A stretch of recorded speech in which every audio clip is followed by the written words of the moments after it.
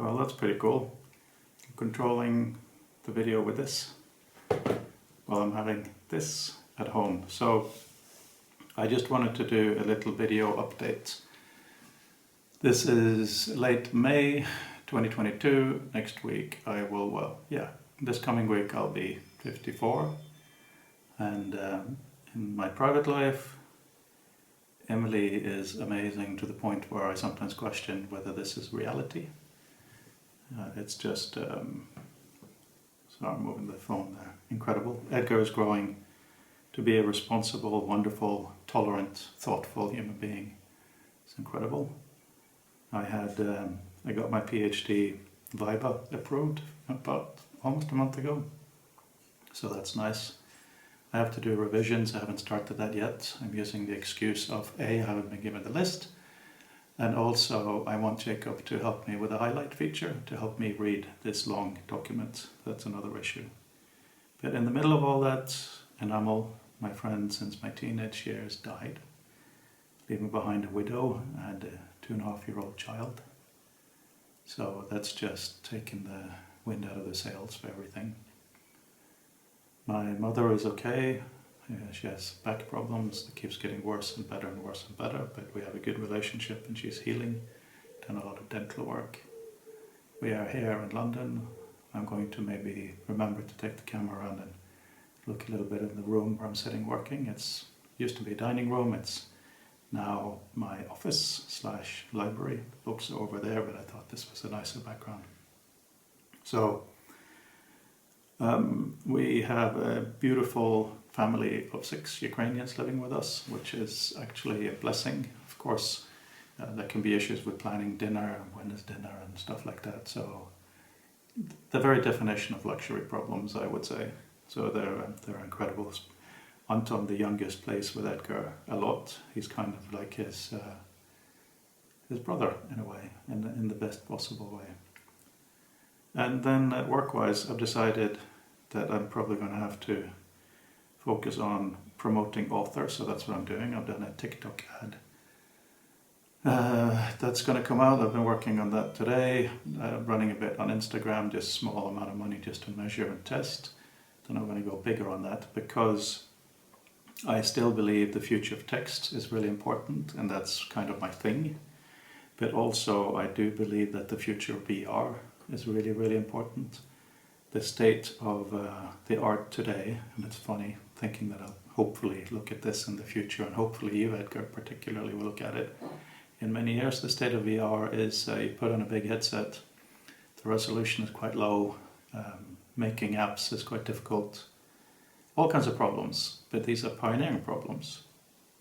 But right now there's literally billions of dollars and pounds being invested by companies like Meta, formerly Facebook, Google, Apple and so on in this, but they're really investing in the social side, the sports side, as in, jump around and see things, and the gaming side, and these are all great things. I'm a gamer myself, and the social will be very important and difficult, but work, I think, is being very under invested in. So I want to be able to do something in that field, and in order to do something in that field I have to have a good reputation. So the PhD will help, I hope. My relationship with these incredible people, Vincerf, Ismail, Sarah Geldin, and so on, is obviously of a great benefit. But if I can get author to be a bit more acknowledged or used, then that will hopefully help with visual meta. Visual meta is my way of saying, if a document's metadata is important, and it is, don't hide it, just write it on the last page of the document in an appendix. That was my PhD. I think that virtual reality can be amazing, partly or maybe specifically when it comes to work, the ability to change environments instantly. So for instance, I have now commissioned someone to do a Earth application. We first did Earth in 3D. I did it in Mozilla Spoke for Mozilla Hubs, and it's okay. But the rendering is very kind of plasticky, and when you look up you have these pink and white controls which loses immersion immediately. I also tried building something in Unity based on an asset that I bought for only $15, an amazing globe. I then rendered that, put it on video. So this Earth app for Quest 2, which is the headset I'm using now, is just a video of the Earth spinning slowly. It takes an hour to go all the way around. And high quality 4K, so it'll be shown in a player that is just a black space. So all you will see is the Earth. It'll be quite large, that's it, nothing else. The idea there is many people who are good at VR and thinking, they think about interactions, but sometimes just experiencing something is incredible. So I hope what I'm learning there and what I've learned with some test for the Linnaean Society, and I'm not sure if I'll be doing anything with them, of building a room and having things on the walls, putting things everywhere will be useful. I have found that putting text in space, like literally here, and having a line connecting, which seems to be a good idea for VR, just doesn't work because it gets really messy, and if you can't read it clearly, it just becomes annoying. Like washing lines and things, it becomes almost in your face type thing. So Brandel, he did a script or an app where he takes an author document, which is called a .liquid document. Inside it has a lot of JSON files with different types of data from the document. So he took the one that is the map and he made it work in VR, which is really interesting and incredible the way that mechanism works. It's got nothing to do with visual meta. There's a problem with the initial rendering, it's too close, it should be here, and you can't do much you can touch, but it's helpful. So I'm now trying to think of ways to have author in VR, author being my word processor for Macintosh. And the key is when I go in circles wondering how to put author in VR, it's so easy to have screens here for this and that and all these things. But the key seems to be one room, one environment per function. So let's say there is one that is just the knowledge map or the concept map, where all the defined concepts are not just in a single rectangle like you have in author, but you can put it all around you on 4 walls. And it's important to use the walls and not just have it kind of random, because the human mind maps things. So you know what you have over there and what you have over there. That could be one. And then I like the idea of just snapping your fingers, so to speak, and having a room for just the references. So maybe you have a bookshelf and all the references are used, and you have a timeline maybe over there. You have the author sitting there with their portraits, whatever it might be. Snap your fingers again, and then you have the headings. So you have the actual document. So you could take a document with lots of headings and take it out and have, like in an old-fashioned printers, each section hangs from different parts of the wall, and you could walk around and see how things relate to help you edit. That could be one thing. So that's probably how I will approach it. But the reason I think that work in VR is so important is quite simply imagination. My close friend and mentor, Doug Engelbart, he talked about being a dreamer. He said people had said he was a dreamer as a bad term, and he said it's hard work being a dreamer. Because the difference between being a dreamer and having a fantasy like Harry Potter or Star Wars or whatever. I just got a notification on my phone and that stopped the connection. Right, so I believe I'm recording again. On the issue of virtual reality and why I think it's important to work on it now, it comes down to human imagination. I believe that human imagination is probably the most powerful resource us humans have. It is absolutely amazing. However, I also believe that it can become constrained very quickly. At Syracuse University, my professor of rhetoric, I haven't been able to find his name, but I believe it was something like John Adams. Sounds like one of the founders of America, but some great name like that. But anyway, he said, truth kills creativity. What he meant was that, and this was in the context of teaching advertising and art, when something is something, you can't change what it is. So if something, for instance, that's relevant for my world, what a computer is, once that's defined, a PC is word processing, spreadsheets, web and email and a few other things. Once that is what it is, people aren't going to reinvent that. And even if they try to, like I've tried with reading and writing software, their audience won't get it because it's not that thing. It's not an entirely new thing, but it is also not what they're used to. So it comes down to the issue of, and that is a bit of cognitive dissonance that I think is very, very hard to get past. So Doug in the 60s invented a huge amount of wonderful things. He really spent his effort dreaming, and I'm not sure if this bit of the recording earlier was captured, so I'll just repeat. Doug Engelbart, my friend and mentor, he was told that he was just a dreamer, and he got upset and he said, I'm not just a dreamer, dreaming is hard work. Because whereas a fantasy is arbitrary, you can make up any rules you want, dreaming is trying to see beyond what is just linear in the future from now, seeing what something could be based on actual infrastructures of today, technical, social, and so on. So therefore, what I believe happened with the personal computer is after Windows and Mac happened, of course Mac before Windows, but the notion of windowing and so on, it became defined what a computer is, and it's hard to change it. Same thing happened with mobile phones, could have been lots of things, smartphones that is, and now they are basically social media, news, calls, and a few things. With virtual reality, we have an incredible opportunity for what that can be to augment our minds and how we connect and how we think. I think though that with the big companies spending billions on games, social and sports things, they have to look for their way of making money in this. That's their key thing.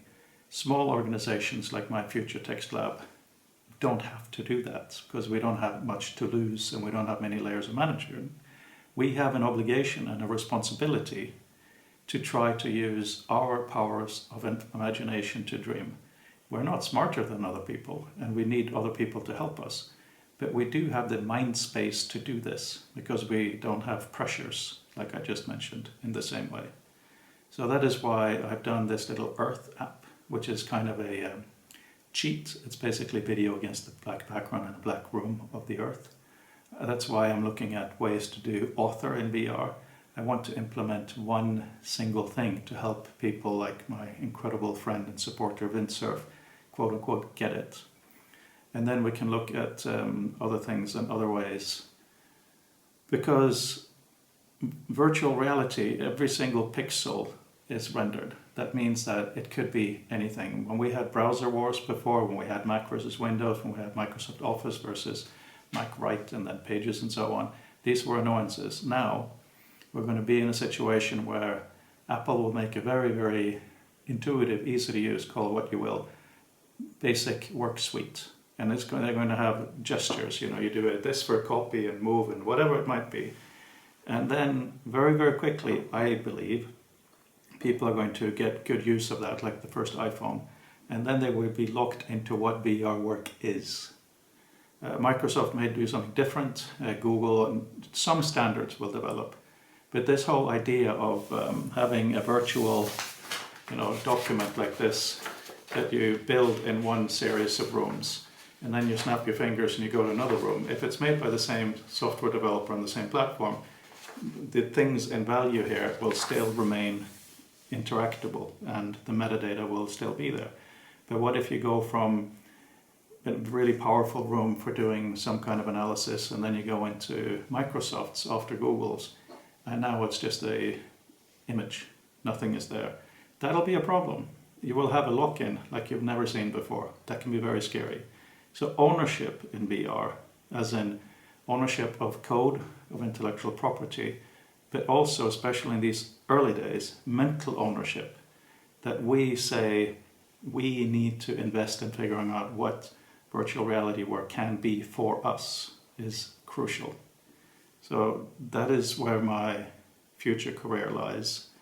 It's the future of text, but for now, I will define text very broadly. It doesn't have to be characters on a page. It can be many, many things. I still think that, being able to print, like in this book here that Edgar kind of recommended to me, he saw randomly and I thought it's really, really useful. It's about navigations of animals, which is very interesting for navigation in VR space, so handy. Anyway, that was me rambling about the importance of we are literally going to enter a new realm. We talk about social media today as being really taking people's time and minds. Yes, but that's literally in this form factor. Imagine when we can go in and it's the entire environment. It will be something else. It will be socially, it can be great and frightening. For therapy, it can be great. But when it comes to work, hardly anybody's thinking about it. We have a great team in the Future Text Lab, but they are all volunteers spending the time. They're basically cats, and I say that lovingly and respectfully. We come there to spitball ideas, as it were. So I'm trying now to do author to a better level, market the heck out of it as honestly as I can, because I think you have to be honest in marketing if it's a tool people are going to use. And then try to see if maybe a big company will want to sponsor this. So let me just look around at where we are. This is a very, very messy office right now. And oh, I'm going to have to use this to focus now. Can I focus with this? Yeah. That's kind of cool. Look outside. So this is the garden. God almighty, I love that garden. And this is the study. Now you can see an old hard drive I'm trying to get some pictures of, trying to organize. And there's the Oculus. Try not to use the controllers too much. Here's an image that Edgar and I kind of made together many years ago. It's very special to me. The piano. And oh yeah, there's the famous bookshelf that's usually behind me. Can I focus on? Yeah, I did focus. Fireplace, that's in front of me when I work. Beautiful Tom Ford lamp. And go see if I can find Edgar. There's Edgar, just out of the toilet. Edgar, come and say hi to yourself. Okay, he was so interesting. Here is the living room, where we tend to watch movies in the evening. The screen comes down. Are we all done? Yeah. Hey, Mum, can you say hi To who? to yourself? Oh, hi myself. There you go. Come and say hi so I can turn the video off. Where are you? I need to borrow your head. Come here, please. That's not very useful. Come on, Superman. Can I see your beautiful, beautiful eyes, and then I'll stop filming?